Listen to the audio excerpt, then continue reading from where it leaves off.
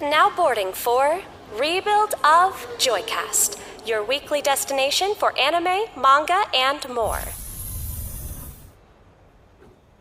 Welcome back. Feeling a little bit of deja vu right now because Val and I actually started this episode already, and then we had some issues. We had a layover on the train. The train had to reschedule, so... Yeah. the train had a little bit of scheduled maintenance, and now it's starting back up. So, sorry for this very, quick, ham-fisted opening. So Val and I are talking about, to start, the summer 2022 anime season. The first set of episodes came out, because not everything has come out yet. No. The most notable thing to us, the one we really want to talk about, is Gundam, the Witch from Mercury. So this is funny. So I skimmed the first 2 episodes, and within 2 minutes, I text Val and go, Val, did you watch this? This seems like everything you fucking hate. Everything that you lied about in regards to Lycoris Recoil has happened here. He didn't everything you said you did not like about Lycoris Recoil is actually on full face. It's right here in this. Yeah, but I dislike the girls even more. Because this is actually bad. Lycoris Recoil, I mean, Yuri bait all you want, you gotta be entertaining, and Lycoris Recoil is entertaining. This here is just boring. Yeah, I didn't even get... What a tough act to follow. Sorry, Sunrise. You make such great productions, but then Lycoris Recoil just slapped your ass before you even got out the gate. I didn't even get a cool mecha fight in episode 1, really. She used funnels, and that's it. For those of you who don't know what funnels are in Gundam, funnels are basically these overpowered, deployable... she shot her load right at the very beginning. Right, exactly. It's basically these super powerful, deployable, psychic-powered, guns that you can position with your mind and just destroy anything. One of the things that they, premiered in was Char's counterattack, which I recently Let's fucking dial it back here. Here's the quick premise.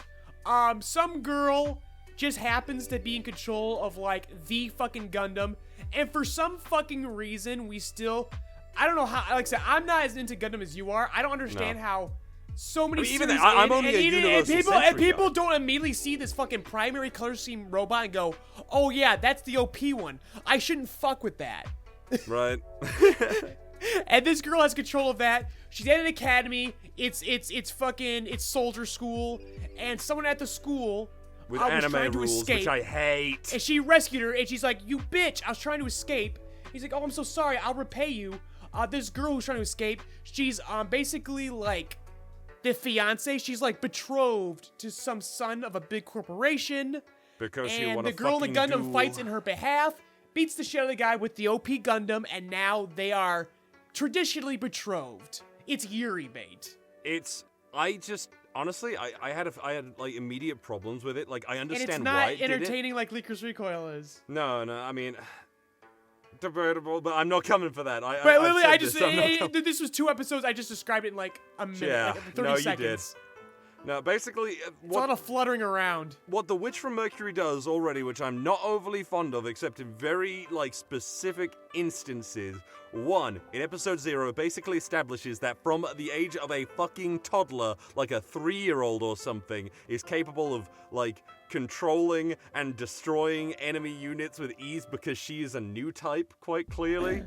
And I don't know how you feel about this, Ivan. I'm not that big on... the robot waited for the right person to pilot it. I'm really not that fond of it, especially in Gundam. And I think I mentioned this to you, in Eureka 7, they have this interesting thing where they've got this girl, they've got this boy, the girl is the pilot for the robot, but the boy has something that the robot needs to make it max out to its full potential. Later on in the series, there is a period where the robot does not like the girl who was always piloting this, and this is a big part of her identity.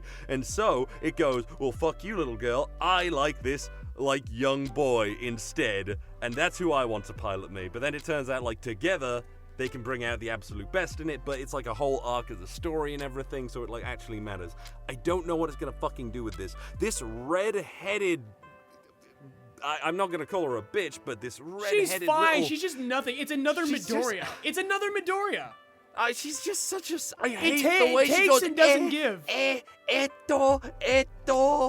and everything. I'm just like, God, just fucking say what you want to say. I understand you're like socially awkward and shit, but God, and the moment that it takes for her to fucking like show a backbone in any sense is for the damsel, the bitch of a damsel who's just there, to fucking steal her giant goddamn robot. What the fuck? I'm also, I hate the fact that it's supposed to be like a military school, but it's like, oh, they can just like have duels when they're like students or bystanders just out. And they're on bougie the fucking... as fuck. They have like fucking carte blanche, dude. Like it's so... like they have like infinite fucking resources. Oh yeah, our students could just fucking pilot robots and just beat the shit out of each other. Yeah, fucking like, fuck this work. So this the reason. That's the reason why I hate it. Yeah. Because my favorite Gundam is Iron-Blooded Orphans, which you implied the first time we tried recording this episode, was you think this is in the same universe, and if that's the case, that's fucking bullshit. I honestly, I'm only saying that because they look the same. Okay, like that's bullshit. That's definitely not the case. Oh no, I mean like in style and everything. That's just design and art. That's above Gundam, the table, dude. But like, yeah, absolutely. So the way you described how Eureka 7 handles the pilot robots relationship. Yeah. So I love Iron-Blooded Orphans because the only in that universe, Gundams are ancient. Like they are the products of a bygone war. In Iron-Blooded Orphans, isn't piloting the Gundam killing the pilot? But like it's in that one, they like say again, it's like I said, in the other Gundams, it's like I don't understand how you guys don't understand why the robot with the primary Carlos scheme is so fucking special. In Iron-Blooded Orphans, they understand. That shit's like, that's like if you like suddenly a kid rolled up to school today with a fucking like a fucking Panzer tank or some shit. Like they know what it is. It's old, but it's still a fucking tank at your school. Mm-hmm. But what I love about it is the fact that the bonding system only works is because that technology back in the day that you could attach yourself to a Gundam, like those old special Gundam, is in the modern day for them. That's like fucking cheap-ass slave trade technology. Like, they forced that technology on child labor. And so those are the only people who can now pilot a Gundam now, is fucking child slaves. Which is a great comeuppance against the villains of that fucking first season. Like, yeah. It's a great setup. As you've described here, it's just like, it's all bougie and shit. Well, that's I fucking just hate the it. thing. Well, here's the thing as well. It turns into Japanex. Fucking eugenics again. Well, let me I just hate say that. something. In episode 0 of Witch of Mercury, which is slightly more interesting, they are literally going to this facility or something on this spacecraft, and it's like, they have the Gundams, we gotta destroy all the Gundams! For some reason, because, like, what was it? I think the Gundams, like, steal your life force over time in Witch of Mercury as well?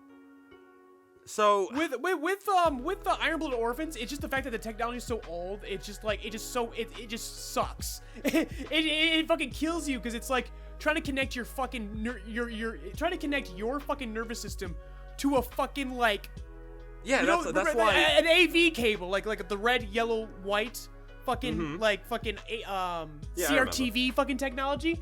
That's basically the equivalent of trying to connect to a Gundam in that universe. It's like you're trying to attach your brain to a fucking Smash Bros. Melee setup.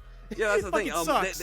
There seems to be like a similar thing to that in Witch of Mercury, because like in episode 0, when like the bad guys attack or whatever, the corporation that runs the school and everything like that attack, the father is like pushing himself in the Gundam, and everyone's like, "No, dude, you gotta stop because it's gonna fucking kill you." And the bad guys are all like, "Oh, I believe that weapons should be made for killing people, so why are we using Gundams when they kill the user? And that's why we gotta destroy them." And it's like, what? I mean, okay, which is why I'm almost certain it might be in a similar universe or something. Like, it might be even before, further off. I don't know yet. It's either before or after, but it's definitely not at the same time, because in IBO... Oh, not at the same time. Absolutely not. In IBO, like, there's only, like, the Gundam are, like, hidden. Like, they're, like, fucking, like, stashed away. Yeah. And you only see one in that one. And there's also, there's another one at the very end. But that's also what confuses me, because... So... the government or the companies, because that's the thing, it's not government or anything. I never try to understand the Gundam timeline, just to be honest. No, I don't blame you. I don't blame you. Like, I only do Universal Century, really. I want to dip into Wing and stuff like that eventually, but I wasn't that into it when I first watched it. That's another reason why I years knew ago. you fucking hate this, because there was no, like, offensive fucking sombrero-shaped planet. G Gundam is the fucking best. G Gundam is sick. Or what is it? America is just a giant star with the Statue of Liberty in it. Yeah, fucking, Yeah. good shit. What a No, time. G Gundam is fucking dope as shit. It's a good time. But honestly, I don't want to give Witch from Mercury too much fucking time, because it doesn't deserve it. Yeah. Anyway, I'll get on with this. And so apparently the companies, because it's not about governments or anything, they're not like directly at war. All the main companies seem to be under one branch and everything. It's like SpaceX owns this, and this, or something like that. And there seems to be a lot of like behind the scenes corporate sabotage, like instead of like thank royal you. families this time, now it's companies. Yeah, now companies are the royalty. That was the only part that interested Yeah, me. it's like Donald Trump invites like Elon Musk to dinner or something. It's like, I'm going to shoot him in his fucking weird pigeon body. Yeah. But Elon Musk is like, I'm bringing the railgun with me so I can fucking evaporate that man's bones or something. And so they know about Gundams, and yet this girl is like flying around in her Gundam and uses her Gundam like publicly. Yeah, and they just let her have this shit. What? Yeah, and I'm confused, so I'm like, what is their fucking stance on Gundams? Because they like fucking went for destroying everyone, unless that shit is like done and dusted, and I don't understand something. I'm gonna keep on watching it out of interest and see where it goes. Fucking glutton for punishment. I know, but I like giant robots, and I'm hoping it actually does something. But I was really disappointed. But yeah. The thing is, like, it is just Gundam, but anime school rules, where it's stuff like the kids have a right to fucking fight each other when, W, right? for whatever reason, they fucking won, and I fucking hate it because they're using these possibly $1 million, pounds, whatever, fucking giant machines to fight each other. And they can cause massive collateral damage with it. Like, I don't give a fuck if My Hero Academia has fucking Bakugo and, like, Midoriya fighting on the school grounds. Because guess what? Aizawa's gonna come in and be like, do I have to give you two a fucking spanking? But in this, it's all like, well, My the Hero head of the Academia school is made a practically a rule. parody. Like, it's a dumb. sillier version. With this, like, they're trying to take themselves seriously. And I'm like, how can I take, like, I keep bringing up W. I'm like, it echoes back to W, how fucking, like, tongue-in-cheek it's supposed to be, but W, clearly it's W. not. What It's is taking itself W? very seriously. What are you saying? I'm not... Maybe Gundam Wing. Maybe that's what I'm talking about. I mean, Wing at least has a fucking war going on and everything like that, and the conflicts are like, there's actual conflict there. It's not just some fucking kids being like, oh, I'm going to take your hand in marriage I'm because sure we'll I'm see a fucking elitist we'll see the douchebag. fake war that justifies this military school's existence eventually. But Probably, I fucking hope so, because right now I'm yeah, not. this is dumb. This is really right. dumb. It feels really dumb. I don't want to watch a bunch of rich kids fucking argue. I don't care if there's a Midoriya in there. Episode 0 is better, but so far, Episode 1, I just do not care about these fucking characters. This redheaded girl needs the most goddamn development out of all of them. And the one with white hair, the damsel, the one who's like, you are my fiance now, they just need to fucking be something. They are nothing at this stage, They're just a to prize. be honest. They're MacGuffin. Yeah. They are a literal MacGuffin, a living, breathing MacGuffin. Like, maybe if Lycoris Recoil was about giant robots, maybe I would have liked it more. I don't fucking know. I think you would have. I think if nothing changed, but there was robots, I think you would be your favorite anime of all time. I'm honest. I just love giant robots, but that's enough of that. We're not super into it, but I will keep you posted. It was worth discussing, though. It absolutely was, because I'm like, oh my god, Val's gonna fucking hate this thing. No, already. I see a lot of people online very happy about the possible, like, Yuri stuff, and I'm waiting. It could be bait. It's fine if it is. Oh, really? Any discourse I heard about it, everyone's pissed. I only heard, like, a few people. Here's the thing. I only ever hear people talk about this stuff. I never actually see it or anything, but it's like, yeah, I can totally fucking imagine it, and I don't care because I don't care about... As you know, I don't prioritize that stuff. I'm just like, cool, it's there. Whatever. And... it could just be bait. Don't get your fucking hopes up. It's not just be. It's absolutely. If this is the bulk of the development we're getting, that is full on. My friend, for example, bait. my friend and I, Adam and I, watched an anime a while ago called Number 6, and we were like, "This is so gay.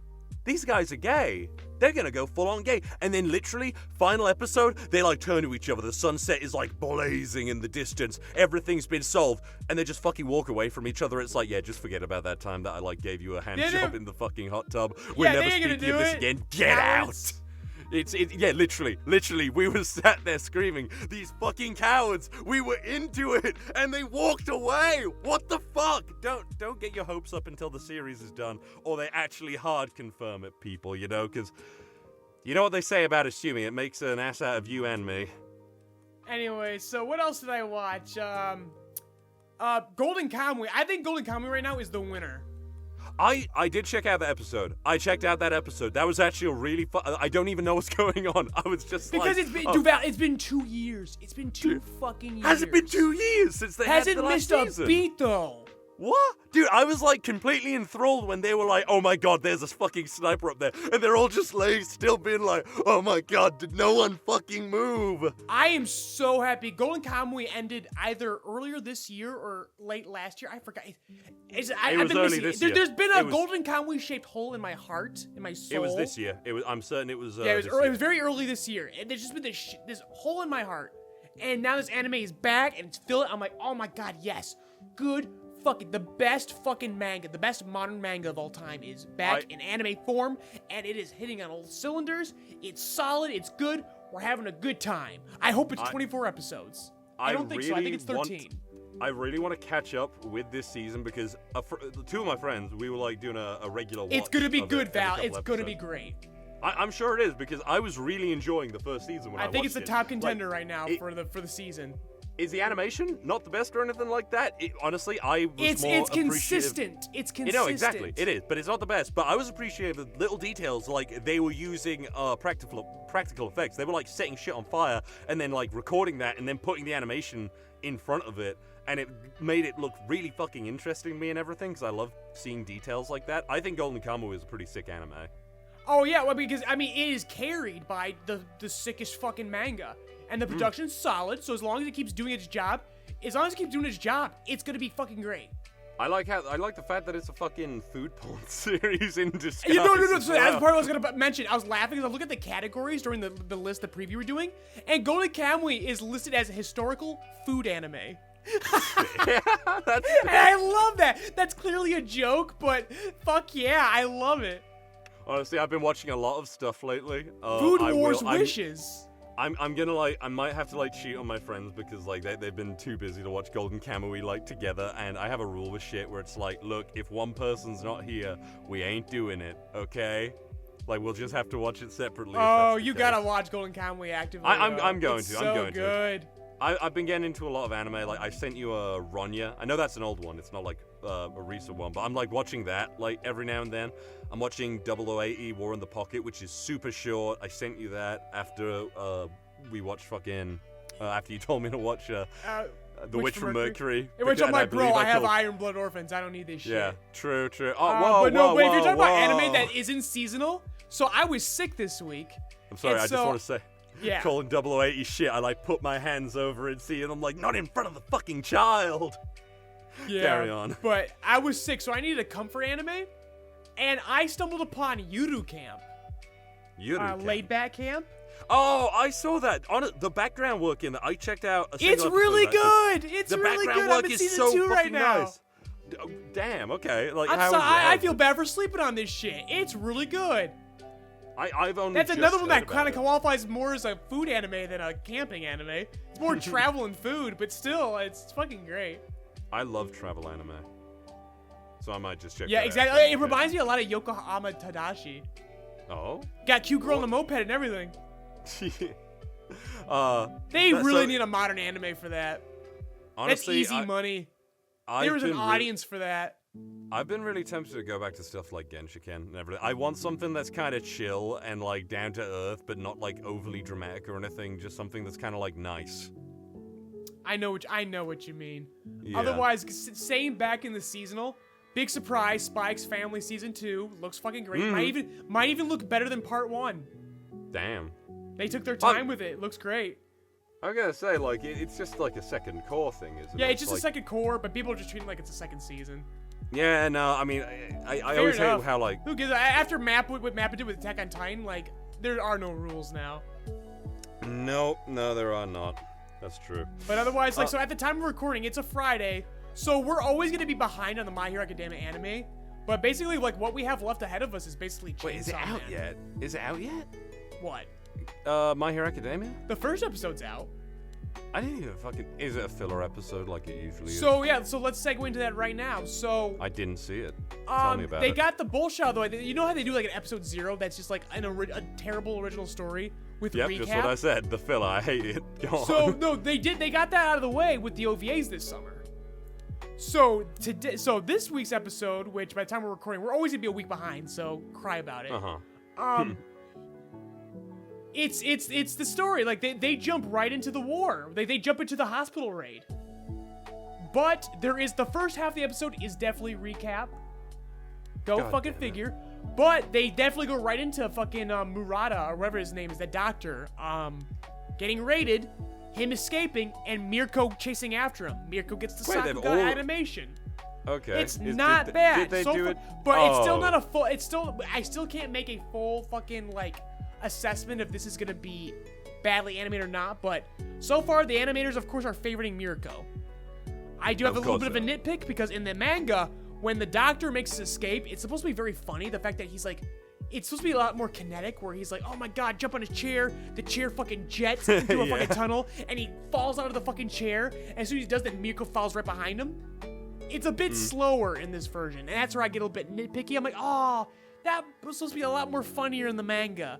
But in terms of like, are they cutting things? No, they're not cutting anything. So far, they're showing everything. And it looks okay.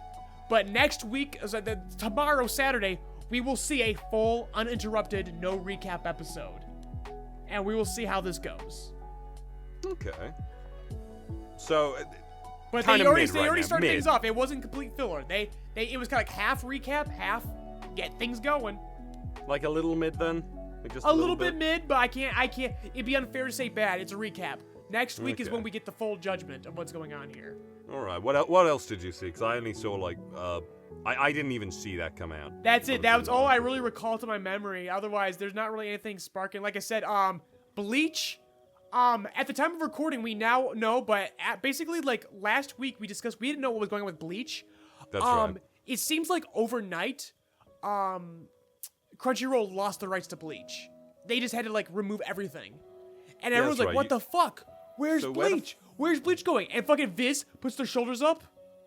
We don't know. And I'm like, wow. After all that fucking marketing, and now we don't know where it is? What the fuck? And then just a few days ago, quietly, it was announced that Hulu gets the American rights, Disney Plus gets the international rights. It's coming to Disney. Disney bought Bleach. I mean, not a dumb, a smart move actually. I don't know about that. But I'm not sure about that. No. Smart for Disney, kiss of death for Bleach. Nobody's watching that shit. Like, the whole point of this whole Thousand Blood thing was to, for Viz anyways, Viz is fucking pissed. You can tell. Because they have stopped marketing it. This was supposed to be them introducing Bleach to a new generation and get a new audience. Who the fuck is gonna watch anime on Hulu? International folk? I mean, you get it on Disney Plus. So, I mean, if you got it or not. That was a goddamn all of that marketing, and then it just overnight disappears because Disney doesn't know what the fuck to do with it. How the fuck does this like? And Viz doesn't know what to do with Disney because they're clearly not collaborating together. I am surprised this is even like possible, to be honest. Oh no, it's very much possible. The rights were up, Disney snatched them. They're the highest bidder. God damn. Honestly, I genuinely feel like Bleach fans can't get a break. No, like, they can't get a fucking break. It's been 10 years. Frankly, speaking honestly, I feel like Bleach is kind of mid, to be honest, as a series. Like, I'm literally watching this to see if it can win me back. It's a classic, though. I am. Oh yeah, it's a classic, but it's also like it became mid, like at least 2 arcs before like it.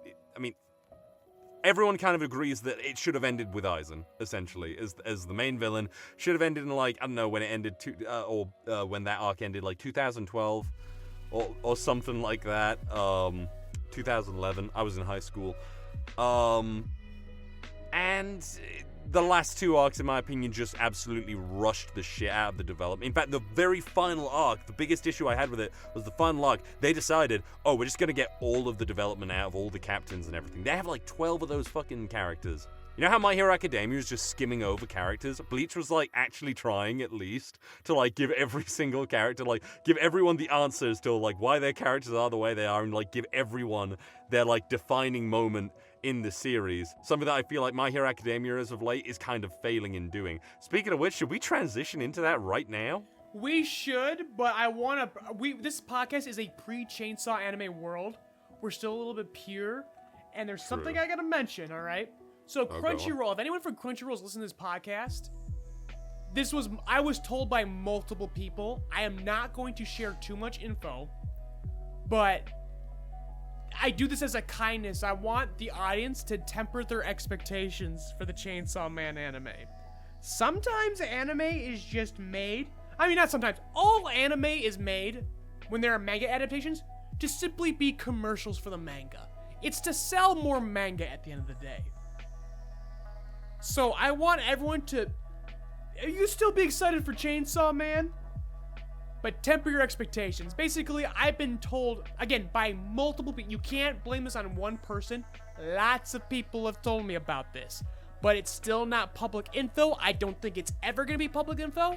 And I hate to tease the audience by this, but I'm trying to do some lip service on Crunchyroll, like, even though they don't deserve it, after the Mob Psycho situation. Speaking of which, Mob Psycho Season 3 started off very great. I was gonna say, did they replace him? They did. I checked the first dub episode. So, I can't Crunchyroll tell. didn't even announce the premiere of the English dub. That's their first true simuldub since the pandemic. And there was no fanfare. They just pushed it out because they're fucking cowards and they didn't want the fucking controversy. Damn. And just like, wow. That being said, so anyone who's pissed at Crunchyroll right now, I would say right now, there is some cosmic comeuppance happening behind the scenes in regards to Chainsaw Man. Who did they replace Mob with, out of curiosity? I am not saying their name. Well, then you can just censor it out for them. Well, no, I'm just like, tell we'll me, talk after tell the me. podcast about this. Fair But I'm not making any additional work for our editor. But basically, remember I said I could basically guess who was still there and who wasn't? Yes, I basically guessed. It's very grandfathered. Again, there was no announcements. Everyone's been told to be silent and to just exist. I have What an a idea sour! of Like, who. it's the final season of Mob Psycho. No fanfare, no celebration because Crunchyroll is a bunch of fucking cowards. And right now, Chainsaw Man has got some fucking issues behind the scenes. That's I'm more quite hilarious.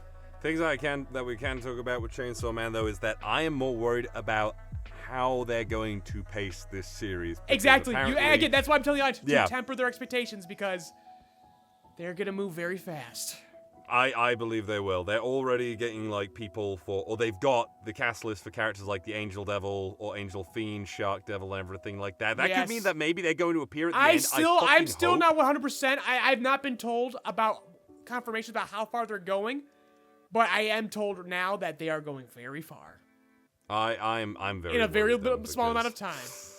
I don't know. Chainsaw Man is it's just got so many iconic moments that I am worried about them missing out on now at this point. But To me, it's the little moments. It's the little moments because I've been rereading it. It's the little moments. It's like I'm gonna JoJo. miss. It's a bit like JoJo, where it's like I feel like in the newer JoJo seasons they cut out a lot of little moments that I think like defined a lot of things in it that made it like charming and stuff. Yeah, I mean it's not Doomsday just yet for Chainsaw Man anime. No. It's gonna look good.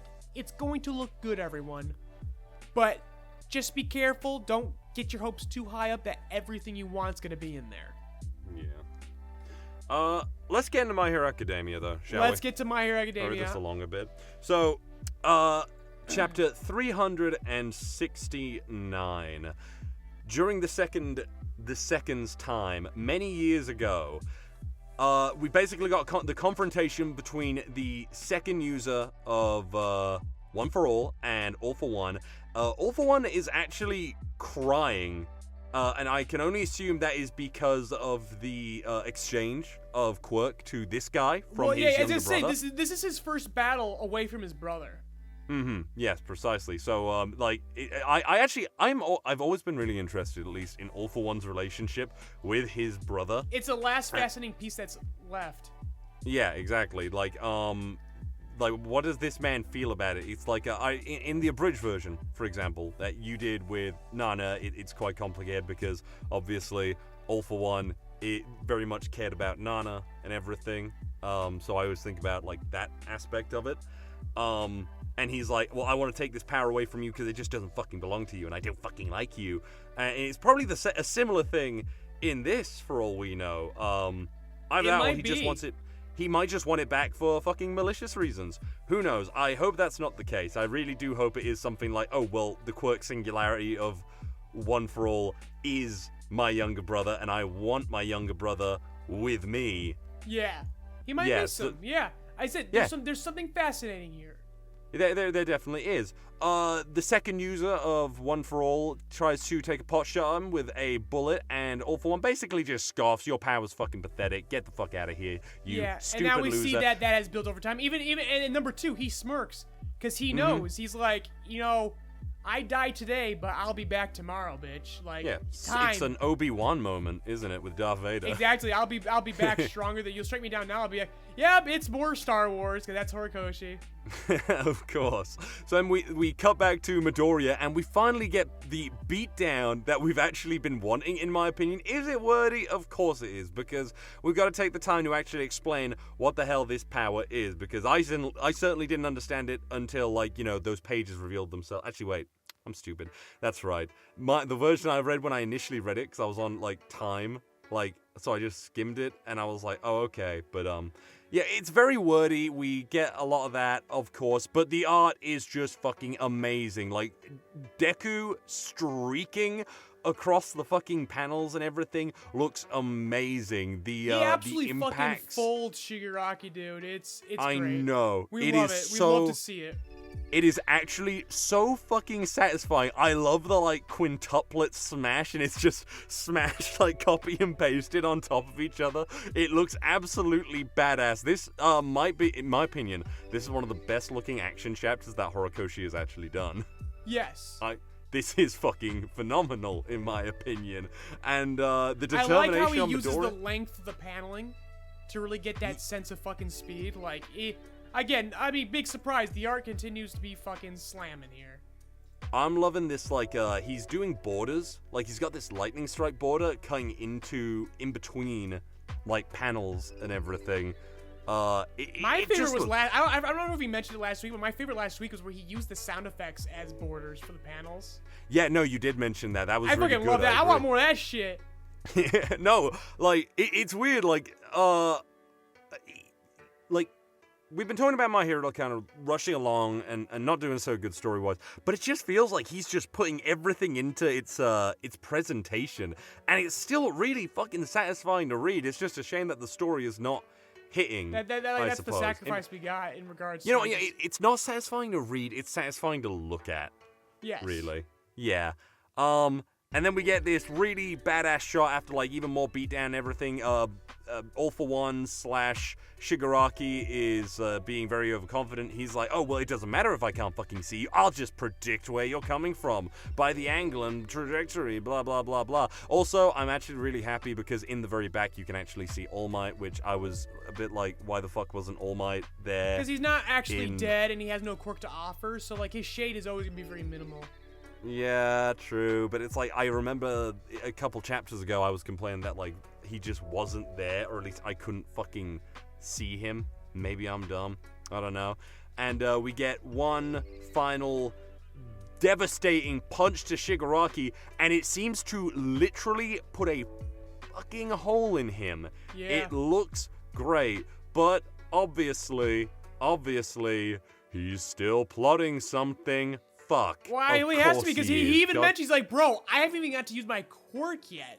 This ain't fucking over. This is horseshit. No one wants to see this shit. People want to see me go all out. And I'm like, yeah, we kind of do. Yeah. And we know it's coming. We know it's coming, so that's what's coming. And then we cut to what is possibly his ace in the hole. Who is it? It's a feral fucking literally going like ape shit Spinner. Gorilla I goblin forgot about mode him. Spinner. Yeah, we all did. He's right. He's like ultimate Spider-Man Green Goblin now. Is this actually gonna cut away though? Because we've had a lot of shots like these where we don't actually go anywhere. That's very true. Like it's up in the air. Like I keep expecting him to cut away But much. the most interesting thing is Horikoshi's author's comments this week. Where he goes, oh, go on. 1 year ago, 10 months ago to this day, I said that I would end My Hero Academia in a year. I'm starting to reconsider that now. No shit, dude. What? There has never been a mangaka who's ever been accurate about their fucking deadline, their timeline. This shit's not done till spring. We're going to spring of next year. We're in the last run of One Piece. 10 years later. If he was actually accurate now, that would mean that we would be done in 11 chapters. Oh. This shit is not ending in 11 chapters unless it was getting axed. There's no way. True. It's not getting axed. It's getting rushed out, but it's not getting axed. He could end it in. I believe he could end it in 11 chapters. No right fucking here. It just way. Wouldn't be good. We still gotta do fucking could. Ochako, so that's one chapter. We still gotta do fucking Fat Gum That's and right, fucking and Ayama. That's one chapter. We still We've gotta do talked Spinner about one this. chapter. Baku's gotta come back in another chapter. So that leaves us with fucking 7 chapters left. Oh man, fuck off. Easy. Ochako and fucking Froppy with their united power just crushed the shit out of Toga. Spinner is irrelevant. Bakugo just wakes up in the hospital and said, truly, this was a My Hero Academia. And then the series fucking Truly, ends. we are the Academia. That My Heroes of the Academia. But yeah, solid chapter. It really was. No, this was super fucking fun to look at and everything. Like, he's just fucking getting better, it seems, in this. Honestly, genuinely, I'm not looking forward to it, but I'm really just looking forward to whatever the fuck this man does next. My Hero And Shippuden. hoping he doesn't burn out on it, or he doesn't end up like, say, and all the respect to the man, but the Naruto author, who, like, That their is next venture just- exactly what's going to happen. Is he's going to I do? hope- They're going to make a My Hero spinoff. He's going to take a break, come back and do something else. It's going to bomb, and then he's going to be forced to come back to My Hero Academia and take over. I fucking hope not, because I hope not genuinely either, think- but I'm just sorry. But when you got guys like Fujimoto in the wings who are clowning on everyone in terms of story, it's becoming an inevitable path. Like, Fujimoto is immune to this curse, but every other mangaka, I just don't see how they get away from their original works. No fucking clue. Let's talk about One Piece, though. Chapter 1062, Adventure in the Land of Science. For the cover page, we've got Germa 66's Cold-Blooded Voyage, Volume 20. Meanwhile, in Chocolate Town on Coco Island, which, I think Akainu is going to show up at fucking, Big Mom's, home, honestly. I think that's why the entire Chocolate Town is melting. That's just my assumption.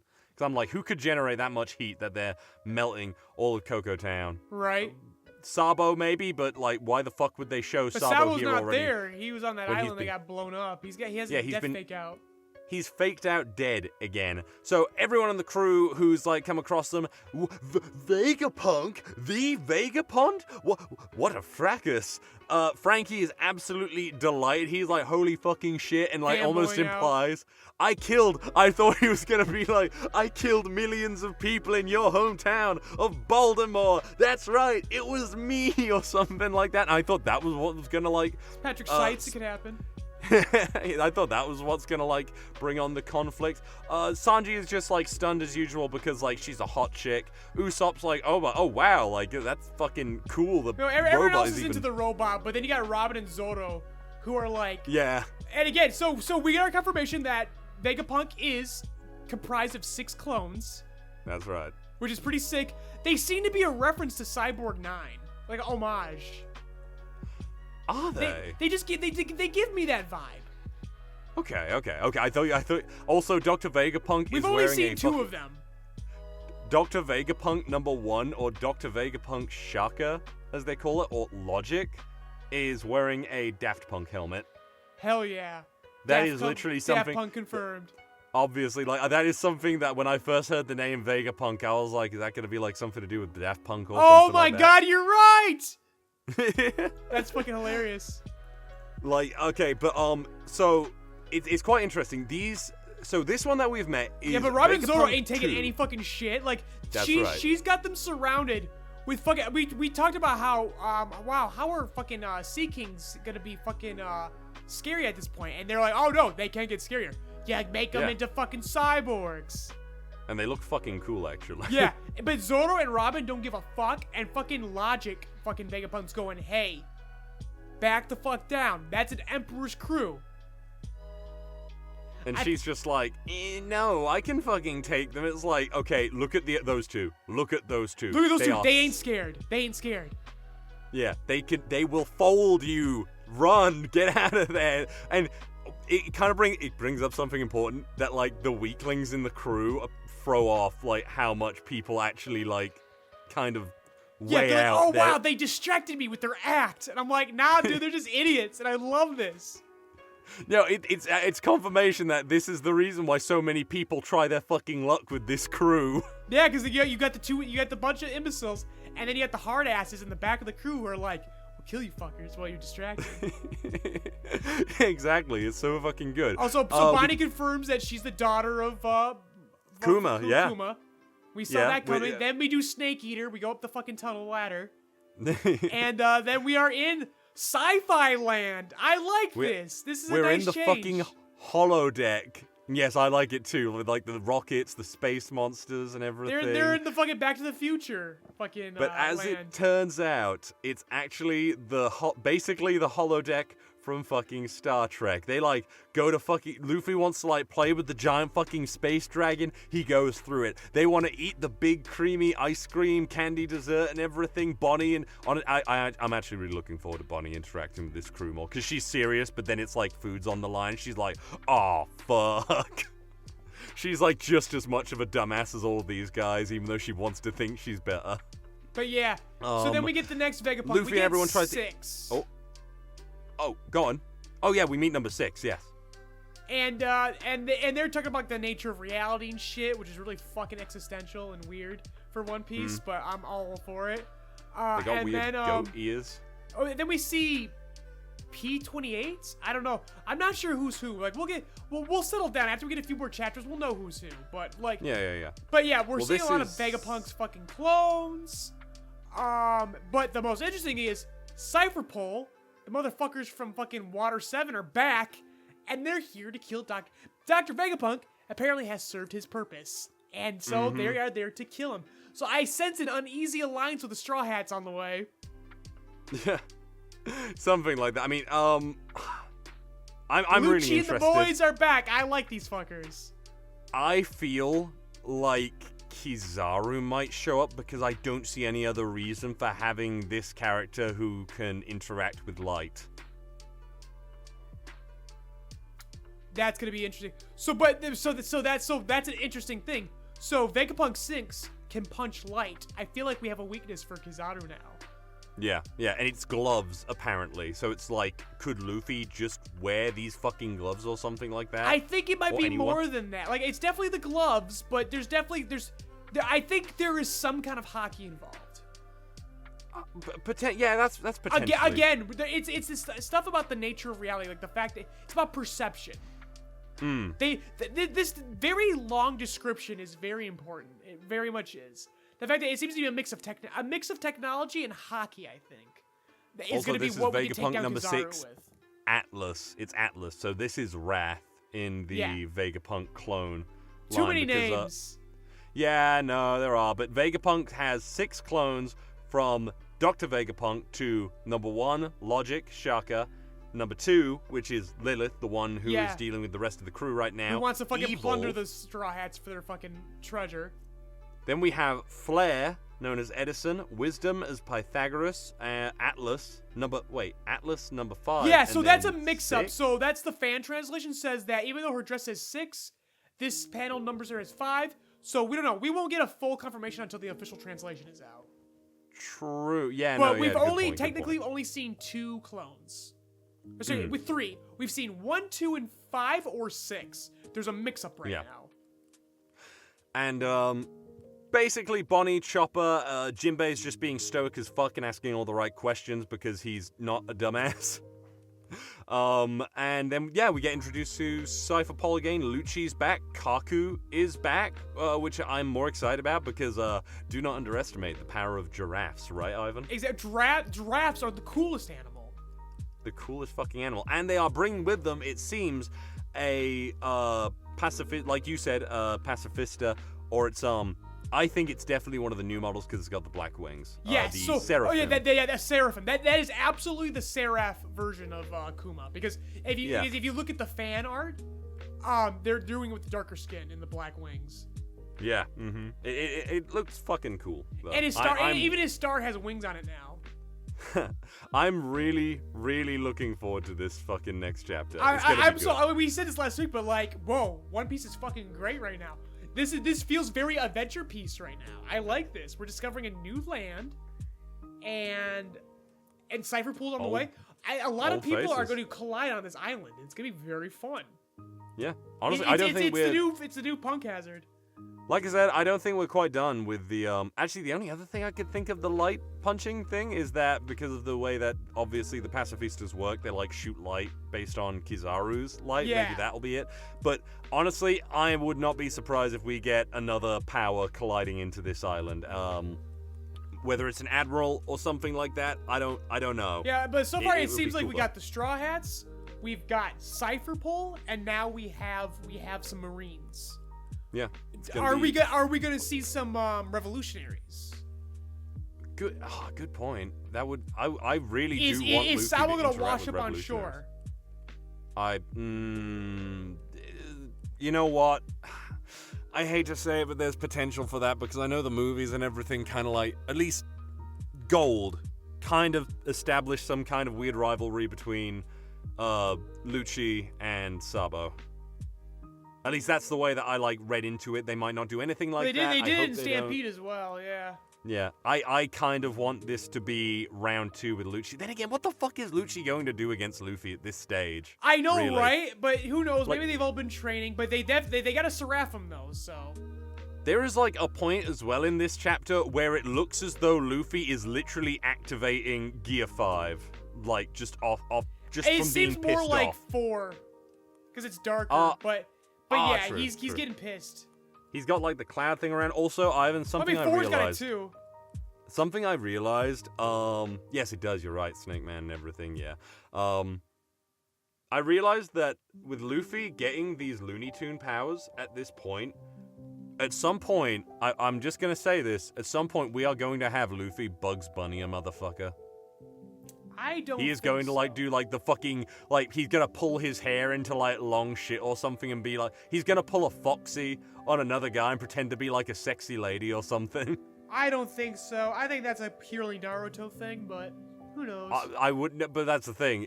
Like Fujimoto. I don't think Luffy's going full Bugs Bunny. I don't know, man. I think that was an overinterpretation of what we saw during that fight. Possibly, but honestly, like, they were friends. Still, things are fair game. They were friends. It would not surprise me if it happens at some point. And yes, it would be very Naruto of it to do. But you know, when Naruto ended, like the dude paid homage. I think that's a little too smart for Luffy. It's silly, but it's also smart, and I don't think Luffy does anything smart. True. Besides, I think that's not since Alabasta with the blood. True. That was the fucking coolest shit when I was like a kid. God damn. But genuinely super fucking good chapter. I am really excited for this. I'm also excited for One Piece Film Red coming out in cinemas next month. I'm going. Oh yeah, November. They finally confirmed it for early November. I'm excited. I can't wait to see it. Yeah, I'm really looking forward to it. And I also hear that they announced the dub actor for Uta. It's is it Amelie or something? That would make perfect sense. Yeah. The YouTube singer. Yeah, Amelie. The copyright holder for World of Light that has to remind you every time you upload a Smash Bros video. But I think that's Nintendo everything today. Appreciates that. I think that's everything today, though. I think that is everything we have to discuss today. Sorry for the short episode, everyone, but I'm still recovering. I got sick, but Yuru Camp is healing me, so we should be back and ready full force next week. But so when we come back, we will be in a post-Chainsaw anime world, and we're gonna see how fast that shit's going. And yeah, gonna be interesting. So until then, everyone, take care. Get in your wheelchair, Ivan. I'll wheel you home off this train. There is no wheelchair access to this train. You just have to push me off. Okay, bye. Whee! Mind the gap as you exit our podcast safely. Rebuild of JoyCast is hosted by Ivan LeRoy and Valentine Stokes. LeRoy's written and directed works can be found on the JoyRide Entertainment YouTube channel and the soon-to-be-released original web manga, Paramedic. Val's dulcet tones can be heard in many of your favorite anime and web series, such as Ruby, Death Battle, Tribe 9, Lackadaisy Cats, and more. This episode was edited by Steena Carey, with YouTube version edited by Cody Rock. Music provided by Lo-Fi Geek. Intro and outro narration by Steena Carey. Outro music composed by Michael Pejovich. Logo and visuals designed by Ivan LeRoy. Rebuild of JoyCast is produced by JoyRide Entertainment and Rock Voice Productions LLC, and made possible thanks to Patreon donations from generous listeners like you. This month's highest tiered Patreon producers are Mr. Host, Austin, Gooner Bear, Jelly Donut, and Mary Bowtie. If you would like your name shouted out at the end of each podcast, an invite to our private Discord to interact with fans, cast and crew, or early access to all of our content, be sure to check out JoyRide Entertainment's Patreon. Links provided in the description. Thank you for keeping JoyRide's engine burning.